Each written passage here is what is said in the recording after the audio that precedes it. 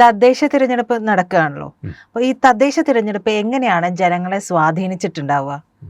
പൊതുവിൽ കേരളത്തിൽ ഇലക്ഷൻ എന്ന് പറഞ്ഞാൽ തദ്ദേശ ആയാലും ശരി ലോക്സഭ ആയാലും ശരി ഉത്സവമാണ്. കേരളത്തിൻ്റെ മറ്റ് സംസ്ഥാനങ്ങളിൽ നിന്ന്, ഇന്ത്യയുടെ മറ്റ് സ്റ്റേറ്റിൽ നിന്ന് വ്യത്യാസമായിട്ട് മലയാളിക്ക് ഒരു ഉത്സവമാണ്. മൊത്തത്തിലൊരു മേളവും ഒരു അംഗവും. അത് സ്കൂളിൽ പഠിക്കണവർ തൊട്ടിട്ട് അങ്ങ് പ്രായമുള്ള ആൾക്കാർ വരെ അതിനെടുക്കുന്നത് അങ്ങനെയാണ്. പിന്നെ ഒത്തിരി വിശകലനങ്ങൾ വരും. വിശകലനങ്ങളെല്ലാം ചായക്കട തൊട്ടിട്ട് എല്ലായിടത്തും ഇതിൻ്റെ വിശകലനമാണ്. പിന്നെ തദ്ദേശം വരുമ്പോൾ ഒരു ഗുണമുണ്ട്. നേരിട്ട് നമ്മുടെ അടുത്തുള്ളൊരു സ്ഥാനാർത്ഥി, നമ്മുടെ ചില വ്യക്തികൾ, അവരെ വിലയിരുത്താൻ അതിൽ ഒത്തിരി പുതുമകളുണ്ട്. പുതിയ നേതാക്കൾ ഉയർന്നു വരുന്നൊരു തലമാണ് തദ്ദേശ തിരഞ്ഞെടുപ്പ്. അപ്പോൾ അതുവരെ നമ്മൾ കാണാത്ത പലരും പെട്ടെന്ന് നേതാക്കളായിട്ട് വരുന്നു. പുഞ്ചിരിക്കുന്ന മുഖങ്ങൾ. അപ്പം ഇതിനകത്ത് ആരായിരിക്കും ജയിക്കണം എന്ന് ചോദിച്ചാൽ ആ വീടുകളുമായിട്ട്, ഒരു വാർഡിലുള്ള വീടുകളുമായിട്ട് ഏറ്റവും അടുത്ത ബന്ധമുള്ള നല്ലൊരാൾ ജയിക്കും. പൊതുവിൽ അതിനാണ്. ചിലയിടത്ത് പക്ക രാഷ്ട്രീയമായിരിക്കും. ഇപ്പം കണ്ണൂരൊക്കെ എതിരില്ലാണ്ട് തിരഞ്ഞെടുക്കപ്പെടുന്നു പറയുമ്പം ജനങ്ങൾക്ക് പല ഓപ്ഷൻ ഉണ്ടാവും. പക്ഷേ അവിടെ രാഷ്ട്രീയം അതിൻ്റെ പാരമ്യത്തിൽ എത്തി നിൽക്കുക, വേറെ ഒരു വഴിയില്ല. പക്ഷേ മധ്യകേരളമൊന്നും അങ്ങനെയല്ല. അവിടെ എന്ന് പറഞ്ഞാൽ വളരെ രസകരമായിട്ടുള്ള ഒത്തിരി കാര്യങ്ങളുണ്ട്. ചിലപ്പം വീട്ടിൽ ഡെയിലി പത്രം ഇടുന്ന ഒരാളെയായിരിക്കും രാഷ്ട്രീയ പാർട്ടി നിർത്തുന്നത്. കാരണം അവൻ്റെ മുഖം നിത്യവും കണ്ട് പരിചയമുണ്ടല്ലോ. അത്യാവശ്യം ചില വീടുകളിൽ ഇലക്ട്രിസിറ്റി ബില്ല് കൊണ്ട് അടയ്ക്കണം, അങ്ങനെ ഒരാളായിരിക്കും. ഇങ്ങനെയൊക്കെ പരോപകാരി, ഇങ്ങനെയൊക്കെയുള്ള ഒരാൾ ജയിച്ചെന്ന് വരും. ഇത്തരം പല രീതികളിലുള്ള പലയിടത്ത് റിട്ടയർഡ് അധ്യാപകർ, ജനങ്ങൾ ബഹുമാനിക്കുന്ന അധ്യാപകർ ജയിക്കും. ഇതൊക്കെയാണ് തദ്ദേശം. ഈ തദ്ദേശം കഴിഞ്ഞാൽ ഏറ്റവും താഴെ വാർഡ്, ഇത് കഴിഞ്ഞാൽ വേറെ 2 സാധനമുണ്ട്, ബ്ലോക്കും ജില്ലയൊക്കെ. അത് പ്യുവർ രാഷ്ട്രീയമാണ്. അതിൽ നിൽക്കുന്ന ആരാന്ന് പോലും നമ്മൾ ചിന്തിക്കാറില്ല. നമ്മൾ തദ്ദേശത്തിൽ നമുക്ക് താല്പര്യമുള്ള സ്ഥാനാർത്ഥിക്ക് നമ്മൾ വോട്ട് ചെയ്യുമ്പോൾ മറ്റു 2 നമുക്ക് താല്പര്യമുള്ള ചിഹ്നത്തിലായിരിക്കും വോട്ട് ചെയ്യുന്നത്. ഇതാണ് ശരിക്ക് തദ്ദേശം. അങ്ങനെയാണ്, അത്രേ ഉള്ളൂ. അപ്പോൾ ഏറ്റവും താഴെ തട്ടിൽ അത് വ്യക്തിപരതയാണ്. നമുക്ക് ഇഷ്ടമുള്ള, നമ്മുടെ അടുത്തുള്ള, നമ്മൾ കണ്ടറിയുന്നൊരു മുഖം, അതാണ് നമ്മൾ താല്പര്യപ്പെടുന്നത് ഒന്ന് വോട്ട് ചെയ്യാനായിട്ട്. ചിലപ്പോൾ വിരോധമുള്ളവരുണ്ടാവും, എന്നാൽ അവനൊരു പണി കൊടുക്കാമെന്ന് വയ്ക്കും. ഇങ്ങനെയൊക്കെ. പിന്നെ റിബലുകളുണ്ടാകും. ചിലപ്പോൾ നമ്മുടെ ബന്ധുക്കളാരെങ്കിലും ആയിരിക്കും നിൽക്കുന്നത്. അപ്പോൾ രാഷ്ട്രീയം പറഞ്ഞ് ചിലപ്പോൾ ബന്ധുവിന് വോട്ട് ചെയ്തെന്ന് വരും. ചിലപ്പം ഒരേ രാഷ്ട്രീയത്തിലാണെങ്കിലും ബന്ധുവിനൊരു പണി കൊടുത്തെന്ന് വരും. ഇതെല്ലാം തദ്ദേശോത്സവത്തിൻ്റെ ഭാഗമാണ്. അങ്ങനെ ഇത്തവണത്തെ തദ്ദേശത്തിൽ ഞാൻ നോക്കിയിട്ട് കുറച്ച് താരമായത് അത് അയ്യപ്പനാണ്. കാരണം അനേകം വീടുകളിൽ സ്ത്രീകൾ പലരോടും, പ്രത്യേകിച്ച് ചില പ്രത്യേക രാഷ്ട്രീയ പ്രസ്ഥാനങ്ങളിൽപ്പെട്ടവരോട് ചോദിക്കുന്നുണ്ട്, എന്തിനാ സ്വർണ്ണം അടിച്ചു മാറ്റിയത്? ആ ഒരു ചോദ്യം വന്നിട്ടുണ്ടല്ലോ. അപ്പം അതിന് അവർ ഉത്തരം പറയാൻ ബുദ്ധിമുട്ടുന്നു. പിന്നെ അവർ ആ റൂട്ടിൽ കൂടെ പോകുമ്പോൾ ചന്ദനം തൊട്ടുകൊണ്ടൊക്കെ പോകുന്നു.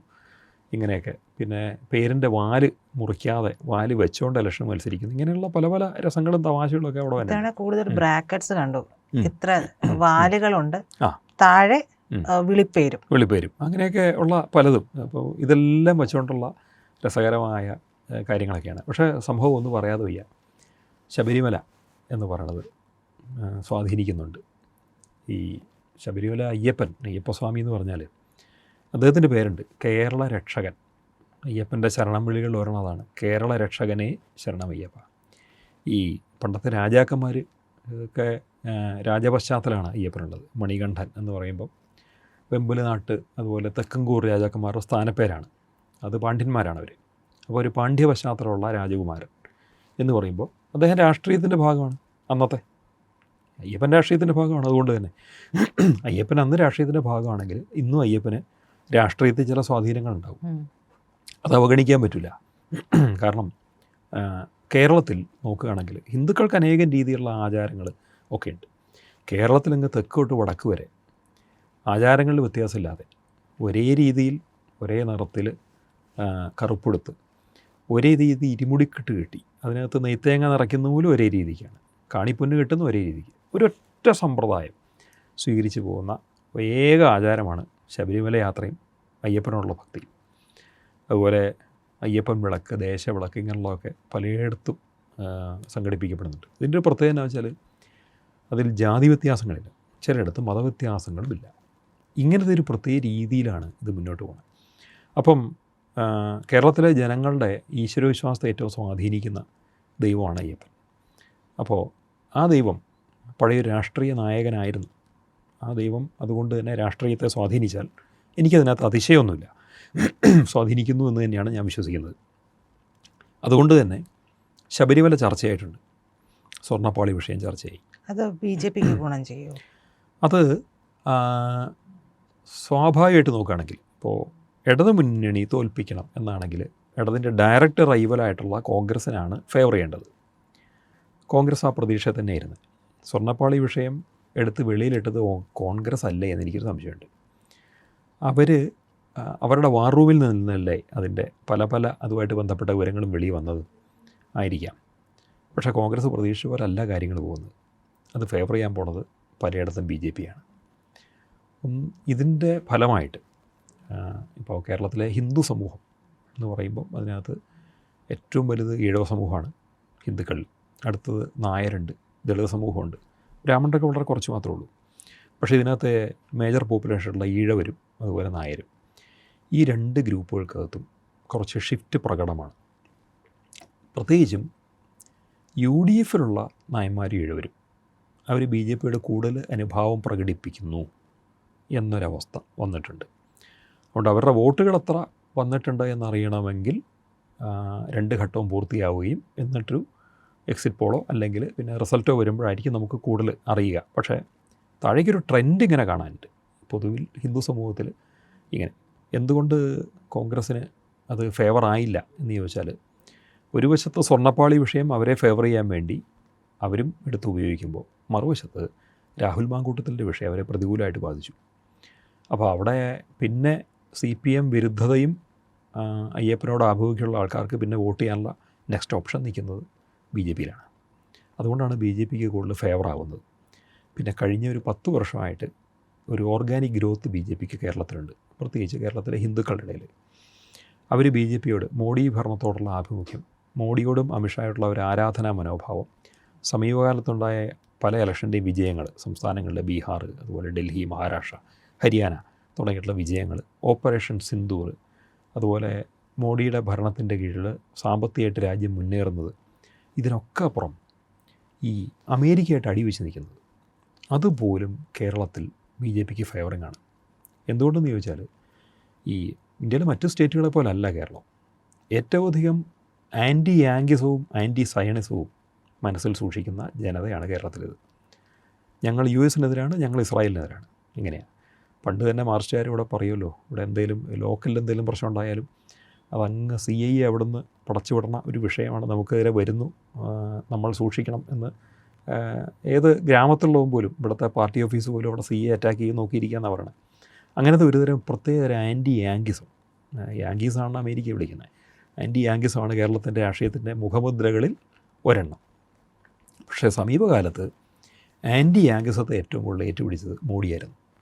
ഡൊണാൾഡ് ട്രംപിനെതിരെ മോഡി എടുത്ത നിലപാട് ഏതൊരു അമേരിക്ക വിരുദ്ധനെയും രോമാഞ്ചം കൊള്ളിക്കുന്നതാണ്.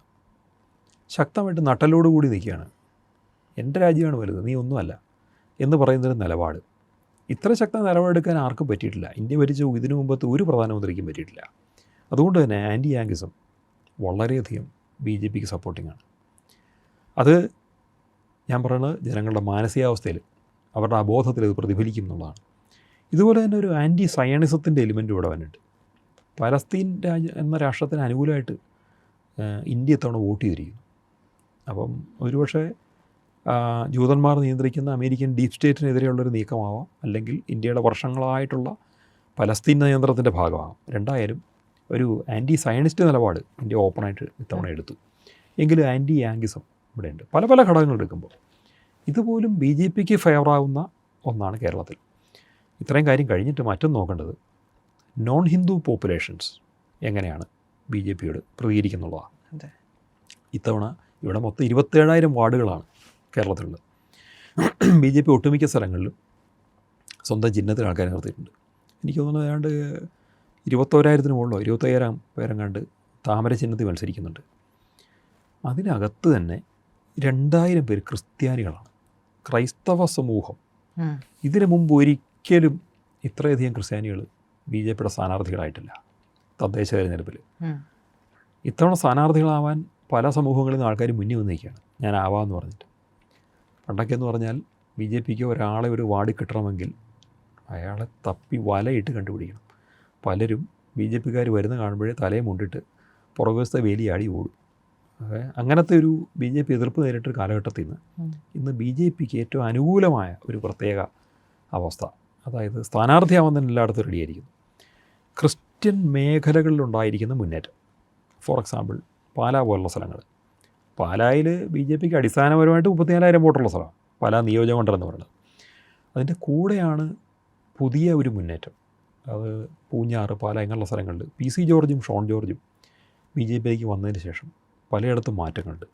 കുടിയേറ്റ ക്രിസ്ത്യാനികളുടെ മേഖലകളിൽ BJPക്ക് അനുകൂലമായിട്ട് തരംഗമുണ്ട്. മൂവാറ്റുപുഴ പോലുള്ള സ്ഥലങ്ങളിൽ, കോതമംഗലം പോലുള്ള ഇടങ്ങളിൽ, ഇവിടെയല്ല. ഇതിൽ പല ഘടകങ്ങൾ ക്രൈസ്തവരുടെ ഈ മനംമാറ്റത്തിന് കാരണമാണ്. ഒന്ന്, വഖഫ് ഇഷ്യൂ, മുനമ്പത്തെ, അത് വലിയൊരു വിഷയമായി. അതുപോലെ തന്നെ സെയിൻറ്റ് റീത്ത സ്കൂളിൽ ഹിജാബ് വിഷയം ഉണ്ടാക്കിയത്, പല സ്കൂളുകളിൽ ഈ വിഷയം വന്നിട്ടുണ്ട്. അതുപോലെ തന്നെ ലവ് ജിഹാദുമായിട്ട് ബന്ധപ്പെട്ടിട്ട് 1-2 ക്രിസ്ത്യൻ പെൺകുട്ടികളുടെ മരണം പോലുള്ള കാര്യങ്ങൾ, ഇതെല്ലാം വലിയ വലിയ പ്രശ്നങ്ങൾ ഉണ്ടാക്കിയിരിക്കുന്നു. അപ്പോൾ BJPയിലേക്കൊരു ക്രിസ്ത്യൻ തള്ളിക്കയറ്റം സംഭവിച്ചുകൊണ്ടിരിക്കുന്ന ഒരു കാലമാണ്. അത് മാത്രമല്ല, ലോക്കലിൽ ഓരോരോ പാർട്ടിക്കാരുടെയും പ്രവർത്തകരുടെയും അടുത്ത് നമ്മൾ ഡേറ്റ കളക്ട് ചെയ്യുമ്പോൾ മനസ്സിലാവുന്നത്, നേരിട്ട് അവരോട് സംസാരിക്കുമ്പോൾ എന്താണ് പ്രതികരണങ്ങൾ എന്ന് ചോദിക്കുമ്പോൾ BJPക്കാർ ഒരു കാര്യം പോസിറ്റീവായിട്ട് പറയുന്നുണ്ട്. ക്രിസ്ത്യൻ വീടുകളിൽ ചെല്ലുമ്പോൾ അവർ ഇങ്ങോട്ടാണ് പഠിപ്പിക്കുന്നത് ഓരോ കാര്യങ്ങൾ. അതായത് നമ്മൾ BJPയെക്കുറിച്ച് അങ്ങോട്ട് പറയേണ്ട ആവശ്യമില്ല, അല്ലെങ്കിൽ രാഷ്ട്രീയത്തെക്കുറിച്ച് അങ്ങോട്ട് പറയേണ്ട, നമുക്ക് അനുകൂലമായിട്ട് ഇങ്ങോട്ട് പഠിപ്പിക്കുന്നു, പലതും പറഞ്ഞു തരുന്നു എന്നാണ്. ഇതൊരു വലിയ ടേണിംഗ് പോയിൻ്റായിട്ട് എടുക്കേണ്ടി വരും. അപ്പോൾ ഇതിന് ഈ ഇലക്ഷൻ റിസൾട്ട് വന്നു കഴിയുമ്പോൾ എങ്ങനെയാണെന്നുള്ളത് നമ്മൾ കണ്ടറിയണം. പക്ഷേ അടുത്ത ഒരു കൊല്ലത്തിനകം, അടുത്ത നിയമസഭാ ഇലക്ഷനോടെ കഴിയുമ്പോഴത്തേക്കും ക്രിസ്ത്യൻ മേഖലകളിൽ BJPക്ക് വലിയൊരു മുന്നേറ്റം ഞാൻ പ്രതീക്ഷിക്കുന്നുണ്ട്.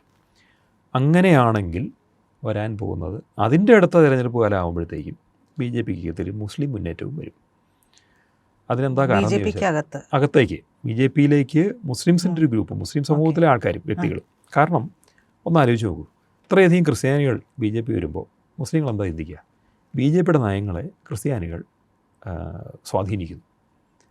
അപ്പം അവർക്ക് സ്വാധീനിക്കാനുള്ളൊരു വഴി ഇല്ലാണ്ടാവുമല്ലേ? അതിനെന്ത് വേണം? അവർ വരേണ്ടി വരും. കൃത്യമായിട്ട് ഞാൻ പ്രെഡിക്റ്റ് ചെയ്യാം, മുസ്ലിം ലീഗുകാർ BJP വരും. അവർ ഒരേ സമയം മുസ്ലിം ലീഗിലും BJPയിലും അംഗങ്ങളായിരിക്കും. അത് മുസ്ലിം ലീഗിൻ്റെ മൈൻഡ് സെറ്റോടു കൂടി BJP ഒന്ന് പ്രവർത്തിച്ച് BJPയുടെ നയങ്ങളെ സ്വാധീനിക്കാൻ വേണ്ടി തന്നെ പലരും വരുന്ന ഒരു കാലഘട്ടമാണ് തൊട്ട് മുന്നിൽ വരുന്നത്. കാരണം അത് ചെയ്തില്ല എങ്കിൽ നിലനിൽപ്പില്ല എന്നൊരു തോന്നൽ ലീഗെങ്കിലും ചിന്തിക്കും. ഞാൻ സമുദായത്തെക്കുറിച്ചല്ല, രാഷ്ട്രീയ പാർട്ടിയെക്കുറിച്ചാണ് പറയുന്നത്. പക്ഷേ നിലവിൽ മുസ്ലിം ലീഗിന് കേരള സംസ്ഥാനത്തിലോ കേന്ദ്രത്തിലോ ഭരണസ്വാധീനം ഇല്ല എന്നുള്ളത് ഓർക്കണം. ഭരണസ്വാധീനം ഏതെങ്കിലും വിധത്തിലുണ്ടാവണമെങ്കിൽ ഒന്നുകിൽ നേരിട്ട് ഒരു മുന്നണിയിൽ അംഗമായി ഭരിക്കണം, അല്ലെങ്കിൽ പ്രോക്സികളെ എവിടെയെങ്കിലുമൊക്കെ വിടണം. പ്രോക്സികളെങ്കിലും വിടാൻ സാധ്യതയുണ്ടെന്ന് ഞാൻ ചിന്തിക്കുന്നു. അതിനായിരിക്കണം സാധ്യത കൂടുതൽ.